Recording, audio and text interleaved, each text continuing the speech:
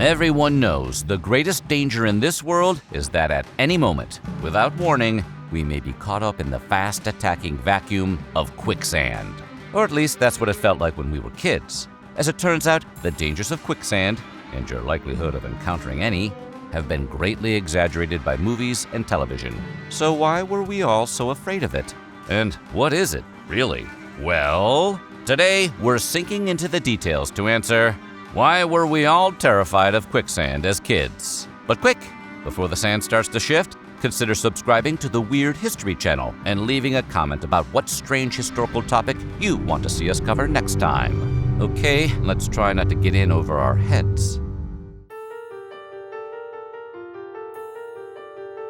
Chances are, when you picture quicksand, you've got an image in your head from a movie or TV show. Across many years of film and television history, quicksand was a ubiquitous threat to our most beloved action stars, fantasy heroes, and cartoon mascots. Be it one of the three perils of the Princess Bride's fire swamp, an unjust punishment in the Smurfs, or the reason you go to therapy in the never-ending story, quicksand seemed especially prevalent in 80s entertainment. Throughout the decade, 1 in every 75 theatrically released films boasted a quicksand scene. And each time it showed up, it looked different than it had the time before. Sometimes the sinking sand trap was all-consuming and instantaneous. Other times it was a long, drawn-out process. Our heroes might pull themselves to safety, or the quirky side character might not make it out alive. The sand could be soft and fine or thick and mucky. Heck, sometimes it wasn't sand at all, but rather mud, tar, or just about anything gooey enough to keep our characters stuck in place. The possibilities for quicksand were endless, but the effect was always the same. Audiences were horrified. The idea that you could be walking along minding your business and suddenly find yourself sinking into the ground wasn't pleasant, to say the least. It tapped into that animal side of brains that wants us to survive by any means necessary. And on a deeper level, quicksand represented a deep-seated fear of the unknown.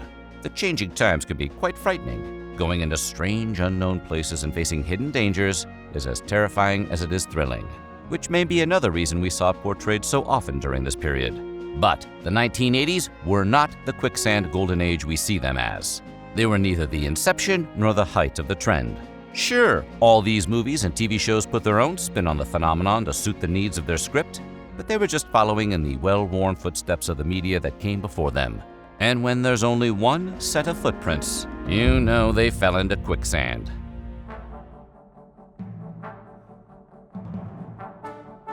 One of the first known depictions of quicksand comes from a 1,000-year-old comic strip that details the events that took place before the Norman conquest of England. One of those events was the rescue of 2 soldiers by the soon-to-be King Harold, who hauled them out of deep mud.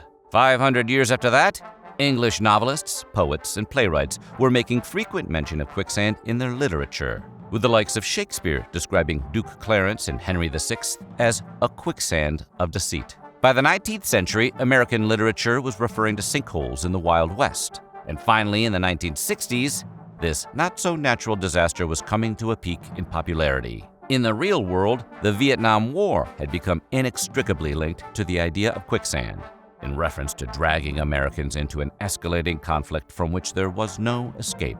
But it was the movies where quicksand really started to sink into the public consciousness. The 1962 classic, Lawrence of Arabia, is known today as a cinematic touchstone and won 7 Oscars the year it was released, including the coveted Best Picture. It also happens to feature a scene in which a young boy is consumed by quicksand in a matter of seconds. Luckily, his camel makes it out alive, which is more than we can say for our tax. Hey, never-ending story, maybe if you let the horse out of the sand, you would have won 7 Oscars instead of a single Saturn Award. Just saying. Nevertheless, while Lawrence of Arabia wasn't the first to use quicksand for heart-racing action, it certainly helped to popularize it. By the end of the 1960s, 3% of all films produced contained quicksand. That probably doesn't sound like a lot, but that evens out to 1 out of every 35 movies made during a 10-year period. Though the trend started to wane after that, there was still plenty of sand to be thrown around. We lived through 3 decades of the stuff until it started to feel like we ourselves were stuck in quicksand and were sentenced to be completely overtaken by it. Luckily, Hollywood lent us a hand and pulled us from certain doom. By the 1990s, the prevalence of quicksand in film and television was no more. It had been swallowed up by the sands of time and usually only resurfaced to be mocked and parodied as a goofy throwback to the old style of adventure filmmaking. For example, Lost was one of the most popular shows on television in the mid-aughts. If you haven't seen it, it follows a group of survivors stranded on a mysterious island following a plane crash. And in addition to pummeling its audience cross-eyed with new riddles and clues every episode, there was also a fair bit of action and adventure. Now, you'd think adventure on a desert island would be the ideal place to throw in some perilous quicksand, but none of the characters ever encountered any. Sure, they found polar bears and time travel, but no quicksand. In 2010, Lost's executive producer, Carlton Cuse, spoke on the show's lack of quicksand. According to Cuse, "We were a little bit concerned that it would just be cheesy. It felt too cliched. It felt old-fashioned." To reiterate, the makers of Lost felt that adding quicksand to their show about giant smoke monsters and unexplained superhuman powers was too silly. It's safe to say that quicksand had become a bit of a cultural punching bag in the new millennium. And even before 2010, it had come under scrutiny for more than just the played-out nature of the trend. In 2004, the popular show Mythbusters, which followed a team of engineers building over-the-top scientific experiments to test popular theories or scenes from pop culture, tackled and busted the concept of fast-acting quicksand. Indiana Jones might have climbed his greatest foe to get out of a quicksand pit in 2008's Kingdom of the Crystal Skull, but by then, the Mythbusters team had already determined that there was no way anybody could realistically lose their life to the stuff, no matter how hard they tried. So, have no fear. Not only is quicksand a stale action set piece from a bygone Hollywood era, but it isn't actually deadly at all.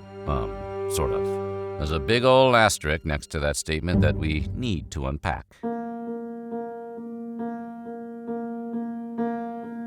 As it turns out, the Mythbusters were correct that quicksand itself won't kill you. Well, you can find quicksand basically anywhere that has water or sand. That's a pretty important ingredient. Real-life quicksand pits tend only to be a few feet deep.